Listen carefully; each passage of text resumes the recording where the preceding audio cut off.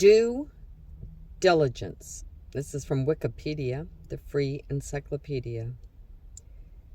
Due diligence is the investigation or exercise of care that a reasonable business or person is normally expected to take before entering into an agreement or contract with another person, or an act with a certain standard of care. Due diligence can be a legal obligation, but the term more commonly applies to voluntary investigations. It may also offer a deference against legal action. A common example of due diligence is the process through which a potential acquirer evaluates a target company or its assets in advance of a merger or acquisition. The theory behind due diligence holds that performing this type of investigation contributes significantly to informed decision-making by enhancing the amount and quality of information available to decision makers, and by ensuring that this information is systematically used to deliberate on a decision at hand and all its costs, benefits, and risks. Development of the term. The term due diligence can be read as required carefulness or reasonable care in general usage, and has been used in a literal sense of requisite effort since at least the mid-15th century. It became a specialized legal term and later a common business term due to the United States Securities Act of 1933, where the process is called reasonable investigation. Under Section 11b(3), a person could avoid liability for an untrue statement of a material fact if they had, after reasonable investigation, reasonable ground to believe, and did believe at the time, the truth of the statement. The defense at Section 11 refers to later in legal usage as the due diligence defense, could be used by broker-dealers when accused of inadequate disclosure to investors of material information with respect to the purchase of securities. In legal and business use, the term was soon used for the process itself instead of how it was to be performed, so that the original expressions such as exercise due diligence in investigating and investigation carried out with due diligence were soon shortened to due diligence investigation and finally due diligence. As long as broker-dealers exercised due diligence, required carefulness in their investigation into the company whose equity they were selling, and as long as they disclosed to the investor what they found, they would not be found liable for non-disclosure of information that was not discovered in the process of that investigation. The broker-dealer community quickly institutionalized as a standard practice the conducting of due diligence investigations of any stock offerings in which they involved themselves. Originally, the term was limited to public offerings of equity investments, but over time it had become associated with investigations of private mergers and acquisitions as well. Examples: business transactions and corporate finance. Due diligence takes on different forms depending on its purpose. The examination of a potential target for merger, acquisition, privatization, or similar corporate finance transaction, normally by a buyer. A reasonable investigation focusing on material future matters. An examination being achieved by asking certain key questions such as how do we buy, how do we structure an acquisition, and how much do we pay. An investigation of current practices, of process and policies. An examination aiming to make acquisition decision via the principles of valuation and shareholder value analysis.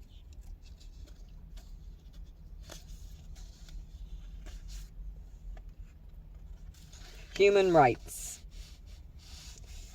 Passed in May 25th, 2011, the OECD member countries agreed to revise their guidelines promoting tougher standards of corporate behavior, including human rights.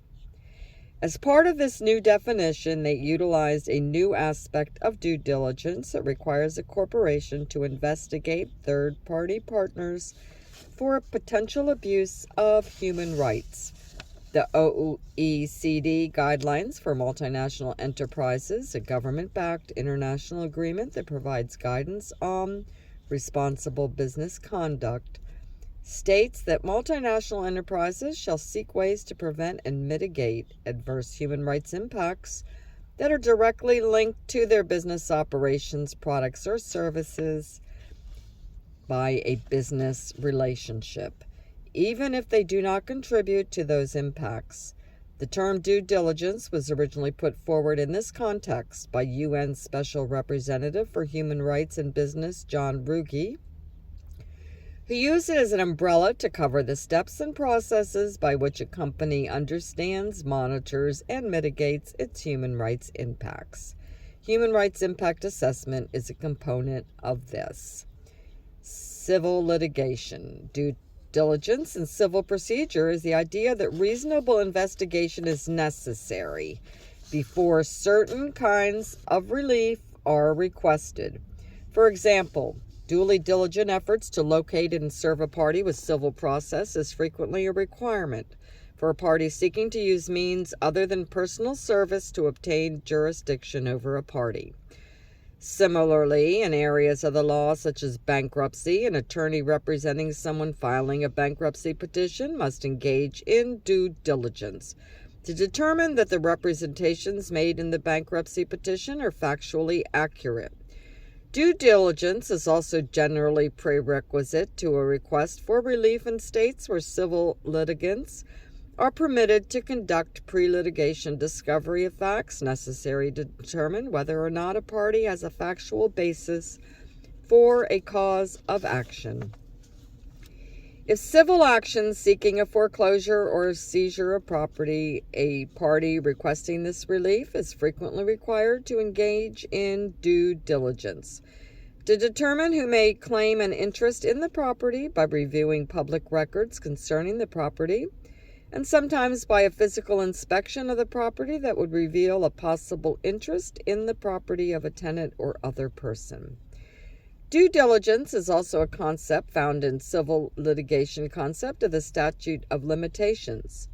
Frequently, a statute of limitations begins to run against a plaintiff when that plaintiff knew or should have known that the plaintiff investigated the matter with due diligence, that the plaintiff had a claim against a defendant.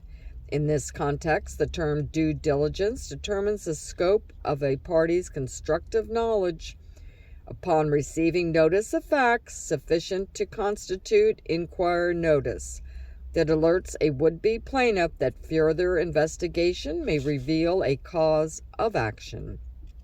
Criminal law. In criminal law, due diligence is the only available defense to a crime that is one of strict liability. Example, a crime that only requires an actus reus or once a criminal offense is proven, the defendant must prove on balance they did everything possible to prevent the act from happening. It is not enough that they met a normal standard of care in their industry. They must show that they took every reasonable precaution. The term due diligence is also used in criminal law to describe the scope of the duty of a prosecutor to make efforts to turn over potentially exculpatory evidence to accused criminal defendants. In criminal law, due diligence also identifies the standard a prosecuting entity must satisfy in pursuing an action against a defendant, especially with regard to the provision of the federal and state constitutional or statutory right to a speedy trial or to have a warrant or detainer served in an action. In cases where a defendant is in any type of custodial situation where their freedom is constrained, it's solely the prosecuting entity's duty to ensure the provision of such rights and present the citizen before the court with jurisdiction. This also applies when the respective judicial system and/or prosecuting attorney has current address and contact information on the named party, and said party has made no attempt to evade notice of the prosecution of the action. Due diligence defense. In the United Kingdom, proper use of due diligence system may be used as a defense against a charge of breach of regulations. For example, under the Timber and Timber Products Regulations 2013 in the Environmental Protection Microbeads England, Regulations 2017, businesses may be able to defend a charge of non-compliance with regulations if they can show that they have undertaken supplier due diligence to a necessary standard. References to due diligence and the maintenance of due diligence system in the regulation concerning timber are drawn from the European Union's regulation, which covers the legal obligations of operators who place timber and timber products on the market.